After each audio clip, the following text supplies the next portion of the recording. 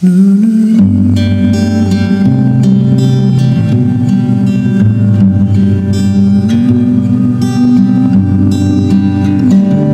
et sœurs bien-aimés, aujourd'hui, lundi 9 septembre 2024, lundi de la 23e semaine du temps ordinaire de l'année liturgique B, les textes de la liturgie nous interpellent avec force sur des thèmes essentiels pour notre vie de foi.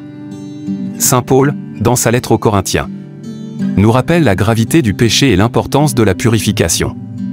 Le psaume que nous avons chanté nous appelle à marcher dans la droiture, sous la conduite de la justice divine. Enfin, l'évangile de Luc nous montre un Jésus audacieux, qui défie les conventions pour faire triompher la miséricorde. Ces lectures nous invitent à examiner nos vies, à rejeter ce qui nous éloigne de Dieu et à embrasser la vie nouvelle en Christ. Prenons le temps d'explorer ensemble ces textes, de les approfondir, et de discerner comment les appliquer dans notre quotidien. En continuant, considérons d'abord l'appel de Saint Paul à nous purifier des vieux ferments. Dans sa première lettre aux Corinthiens, il lance un avertissement sévère contre le péché qui fermentait au sein de la communauté. Ce « vieux ferme » symbolise le péché qui, s'il est toléré, finit par contaminer l'ensemble de la communauté. Paul utilise une image puissante, celle du levain, pour illustrer à quel point même une petite quantité de péché peut corrompre la pureté d'une vie ou d'une communauté. Dans l'Ancien Testament, nous voyons que cette notion de purification est également essentielle. Dans Josué 3, 5, Josué appelle le peuple à se sanctifier avant de traverser le Jourdain, car Dieu va accomplir des merveilles parmi eux. Ce même appel à la sanctification nous est adressé aujourd'hui.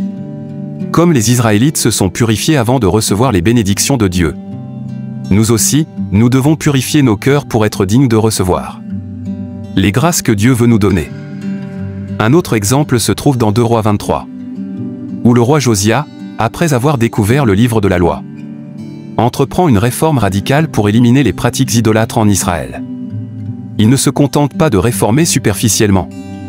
Il détruit complètement les idoles et rétablit le vrai culte de Dieu. Cette réforme est un exemple puissant pour nous. Comme Josia, nous sommes appelés à une purification profonde et sincère, à ne pas tolérer les péchés cachés ou les compromis avec le mal. Saint Paul nous rappelle que notre agneau pascal a été immolé, c'est le Christ.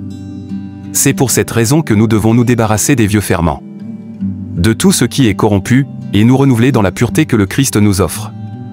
Prenons un moment pour réfléchir. Quels sont les vieux ferments dans notre vie? Quels péchés, quelles habitudes devons-nous abandonner pour vivre pleinement notre vocation chrétienne? Frères et sœurs, aujourd'hui est le jour pour commencer cette purification, en poursuivant la justice et la droiture que Dieu exige de nous, sont aussi au cœur du psaume que nous avons chanté. Le psaume 5 nous rappelle que Dieu est un Dieu de justice. Tu n'es pas un Dieu ami du mal, chez toi, le méchant n'est pas reçu. Ce verset nous enseigne que la justice de Dieu est incompatible avec le mal. Nous ne pouvons prétendre suivre Dieu tout en abritant le péché dans notre cœur. Cette vérité se retrouve tout au long des Écritures. Dans Michée 6, 8, il est dit « On t'a fait connaître, ô homme, ce qui est bien et ce que l'Éternel demande de toi.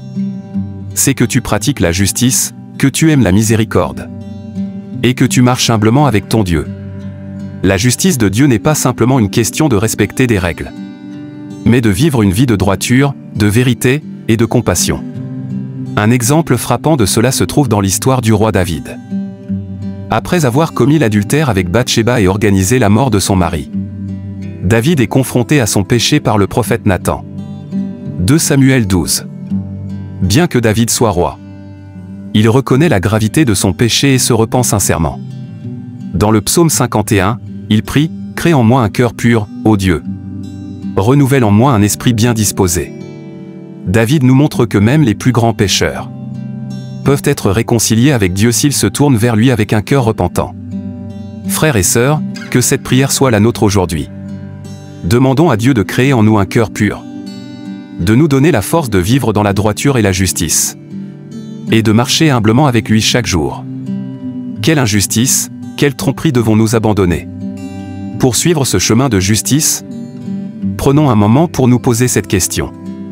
Enfin, l'audace de la foi que Jésus montre dans l'Évangile nous interpelle aussi profondément.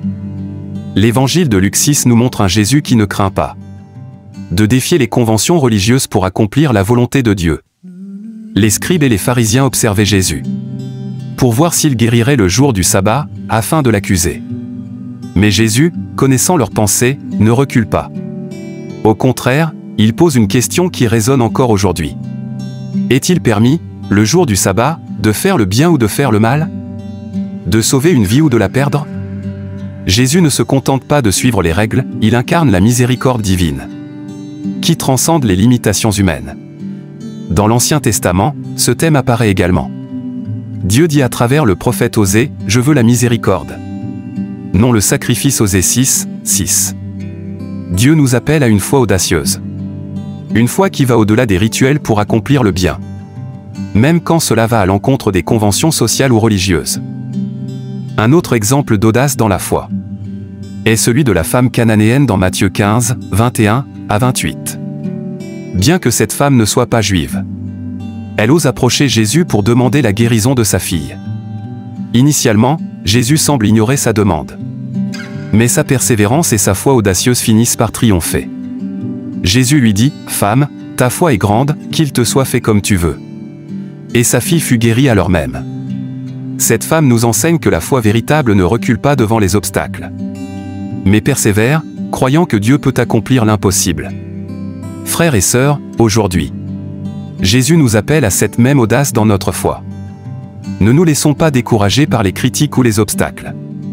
Ayons la foi de persévérer, de demander à Dieu ce dont nous avons besoin avec confiance, et d'agir avec miséricorde envers les autres. Demandons-nous, dans quelle situation devons-nous faire preuve de plus d'audace dans notre foi? Ou devons-nous oser agir avec miséricorde, même si cela semble difficile ou contre-culturel? En conclusion, alors que nous méditons sur ces textes, demandons à Dieu de nous accorder la grâce de répondre à son appel avec un cœur purifié, une vie juste et une foi audacieuse. Dieu nous appelle aujourd'hui à une transformation profonde, comme saint Paul l'a enseigné. Purifions-nous des vieux ferments qui corrompent nos vies. Cherchons la droiture et la justice, car c'est ainsi que nous honorons notre Dieu.